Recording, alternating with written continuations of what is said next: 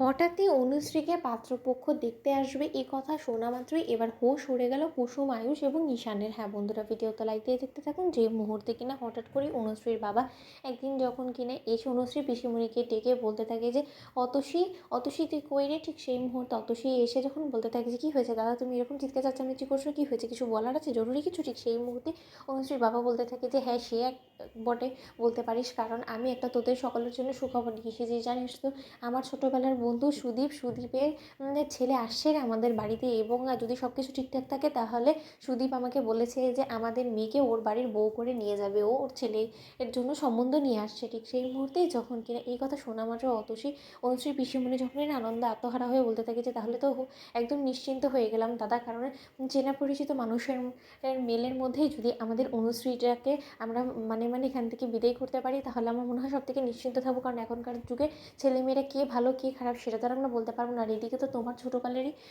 বন্ধু ওর ছেলের সঙ্গে অনুশ্রীর বিয়ে হবে, এর থেকে ভালো আর কী হতে পারে বলো তো দাদা। ঠিক সেই মুহূর্তে ঈশান যখন বলতে থাকে যে এই কুসুম, তুমি তো বলছিলে যে কোনো মতে অনুশ্রীর বিয়ে হতে দেবে না, তার আগেই বরঞ্চ অনুশ্রীর দাদাভাই এবং অনুশ্রীর বাবার মন জয় করে আমরা অনুশ্রীকে বউ করে নিয়ে গাঙ্গুলি হাউসে ফিরে যাবো। কিন্তু এখানে তো অনুশ্রীর জন্য সম্বন্ধ চলে আসছে এবং কালই ওরা আসছে, তাহলে তুমি বুঝতে পারছো ওই সুদীপ যদি একবার এসে পড়ে এবং ওরা যদি অনুশ্রীকে পছন্দ করে ফেলে তাহলে তো শেষ, আমার তো আর অনুশ্রীকে পাওয়া হবে না। ঠিক সেই মুহূর্তেই আয়ুষ যখন বলতে থাকে যে কুসুম এবার আমরা কী করবো বলো তো, আমাদের কাছে তো একদম সময় কম।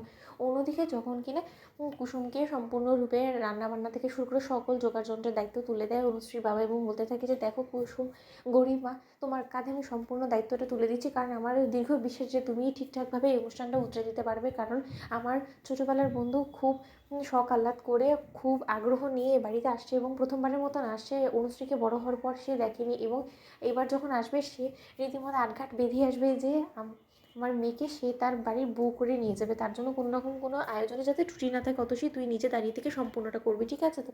ঠিক সেই মুহূর্তে অনুশ্রী যখন বলতে থাকে যে না না না কুসুম, এটা কোনো মতেই হতে পারে না, আমি ওই সুদীপকে কোনো মতে বিয়ে করতে পারবো না, সে যেই হয়ে যাক না কেন, কারণ আমি মন থেকে ঈশানকে শুধুমাত্র আমার স্বামী হিসেবে গ্রহণ করেছি এবং ওকে আমি আমার জীবনসঙ্গী করবো, নয়তো বা আমি বিষ খেয়ে মরে যাবো, কিন্তু তার সত্ত্বেও কোনো মতে সুদীপের সঙ্গে আমি বিয়ের পিড়িতে বসবো না।